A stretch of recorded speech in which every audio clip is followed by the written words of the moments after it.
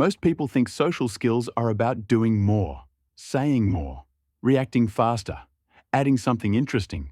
And if nothing happens for a moment in a conversation, the assumption is almost always that something is wrong, that the energy dropped, that the moment is awkward, that someone needs to step in and fix it before it gets uncomfortable. Usually, that someone is you. But the most important social skill isn't active at all. It doesn't look impressive, it doesn't get noticed, and that's exactly why nobody trains it. Because from the outside, it looks like you're doing nothing. And we've been trained to believe that nothing is failure. From a young age, we're taught that good social behavior means participation. You speak up, you contribute, you show engagement, you demonstrate that you belong in the interaction by actively adding something to it. Silence is rarely framed as neutral. It's framed as absence, as hesitation, as a lack of confidence. So when a conversation slows down, your brain doesn't calmly observe what's happening. It panics. It starts scanning for solutions, instead of staying present with the moment. What should I say? Should I react? Am I being awkward right now? And the irony is that nothing actually went wrong yet. The discomfort doesn't come from the conversation itself, but from the meaning your brain assigns to the pause. And that's the moment people unknowingly sabotage themselves. Not because they lack social skills, but because they interfere with the moment. Here's the part most people miss.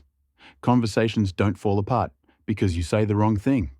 They fall apart because you stop being present. The moment you start monitoring yourself, your attention turns inward.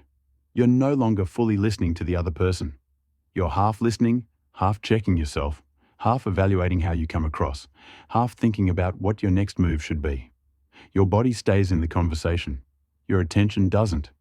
That split is exhausting, not just mentally, but physically. And other people can feel it, even if they can't explain why. Not consciously. They won't think, this person is self-monitoring. But their nervous system notices something subtle shift. The rhythm changes. The flow tightens.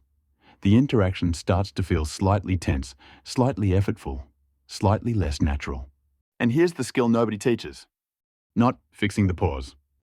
Not adding a comment, not saying, yeah, just to fill space. Not changing your posture to signal engagement. Not rushing in to prove you're still part of the interaction.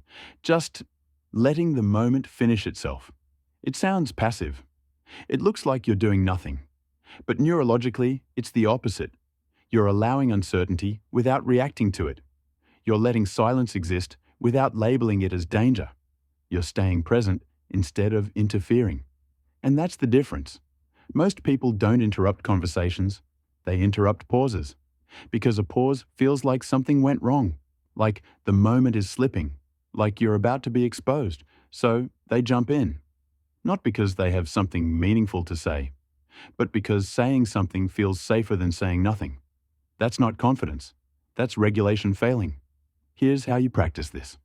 Next time a conversation slows down, stay 1 second longer than feels comfortable. Don't speak. Don't nod. Don't react. Just stay. If the other person continues, let them. If they stop, let that be okay too. Nothing broke. You didn't miss your moment. You didn't fail a social test. You just didn't interfere. And that's the skill.